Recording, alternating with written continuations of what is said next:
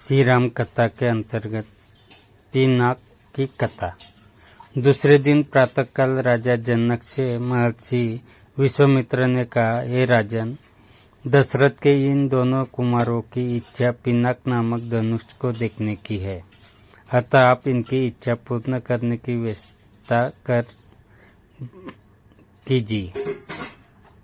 राजा जनक के कुछ कहने से पूर्व ही राम ने कहा, हे नरश्रेष्ठ, पहले आप हमें पिनाक का वृत्तांत सुनाइए। हमने सुना है कि पिनाक शंकर जी का प्रिय धनुष्य है। शिव जी के पास से यह आपके पास कैसे आया? इस पर मिथिलापति जनक बोले, हे राम, एक बार प्रजापति दक्ष ने एक बड़ा विशाल यज्ञ किया। दक्ष जी शंकर जी के ससुर थे।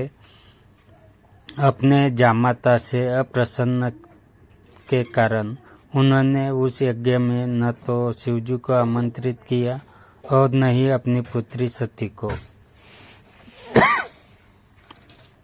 पति के समझाने बुझाने की परवाह न करके सती अपने पिता के यहाँ यज्ञ में पहुंच गई। वहां सती का बहुत अपमान हुआ।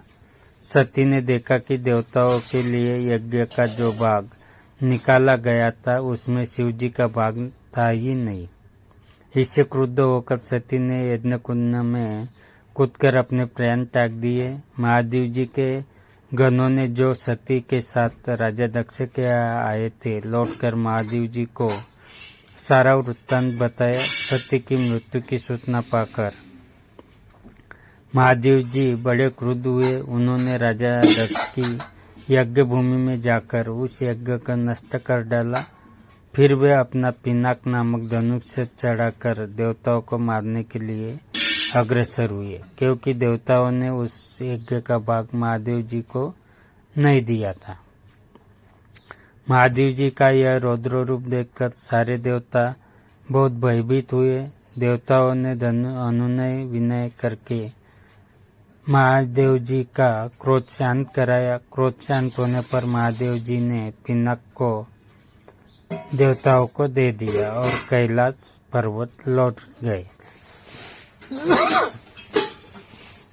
देवताओं ने उस धनुष को हमारे पूर्व पुरुष देवरात को दे दिया, तभी से ही वह धनुष हमारे यहाँ रखा है।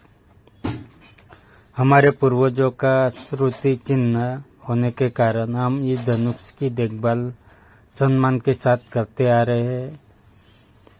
इसी बीच एक बार हमारे राज्य में अनावृष्टि के कारण सूखा पड़ गया, जिससे प्रजाजनों को भयंकर कष्ट का सामना करना पड़ा।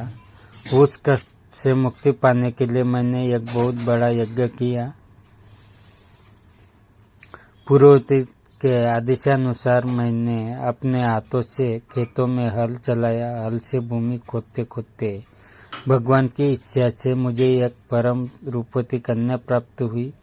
उसे मैं अपने राजमहल में ले आया और उसका नाम सीता रखकर अपनी पुत्री के समान उसका लालन पालन करने लगा। जब सीता किशोरावस्था में को प्राप्त हुई तो दूर दूर तक उसके सौंदर्य और गुणों की ख्याति फैलने लगी। देश देशांतर के राजकुमार उसके साथ विवाह करने के लिए लालित होने लगे। मैं अद्भुत पराक्रमी योद्धा के साथ ही सीता का विवाह करना चाहता हूँ। अतः मैंने ये प्रतिज्ञा कर ली कि शिव जी के धनुष पिनाक पर प्रत्यंच चढ़ा देने वाला वीर राजकुमारी सीता का पति होगा। मेरी प्रतिज्ञा की सूचना पाकर सहस्त्र राजकुमार और राजा महाराजा समय समय पर अपने बल की परीक्षा करने के लिए यहाँ आए, किंतु पिनाक पर प्रत्यंचा चढ़ाना तो दूर, वे उसे तिल भर खिसका भी न सके। जब वे अपने उद्देश्य में इस प्रकार निराश हो गए तो वे सब मिलकर मेरे राज्य में उत्पात मचाने लगे। मेरे प्रदेश को चारों ओर से घेर लिया और निरीह प्रजाजनों को लूटकर आतंक फैलाने लगे। मैं अपनी सेना को लेकर उनके साथ निरंतर युद्ध करता रहा। वे अनेक राजा थे, उनके पास सेना भी बहुत अधिक थी, इसीलिए इस संघर्ष में मेरी बहुत सी सेना नष्ट हो गई। इस पर मैंने भगवान को सहारा मानकर उनकी तपस्या की। मेरी तपस्या से प्रसन्न होकर भगवान ने मुझे देवताओं की चतुरंगिनी सेना प्रदान की। उस सेना ने आतताई राजाओं के साथ भयंकर युद्ध किया और सभी उपद्रवी राजकुमारों को भगाया।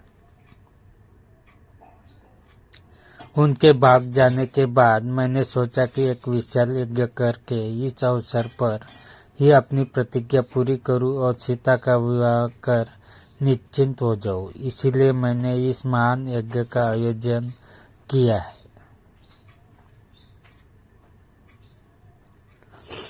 अब जो कोई भी महादेव जी के इस धनुष की प्रत्यंचा चढ़ा देगा, उसी वीर पुरुष के साथ अपनी अनुपम गुणवती पुत्री सीता का विवाह करके निश्चिंत हो जाऊंगा।